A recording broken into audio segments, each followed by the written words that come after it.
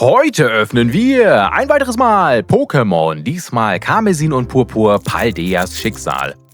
Ein Pack aus dem Jahr 2024, das ist jetzt nur noch nicht sonderlich lange her, das sind 2 Jahre, das ist halb so wild. Und in diesem Pack mit diesem wunderschönen Trassler sind wir natürlich auf der Suche nach dem Bubble Mew, aber es gibt auch andere tolle Karten und wir schauen mal, ob wir vielleicht eine dieser tollen Karten heute bekommen können.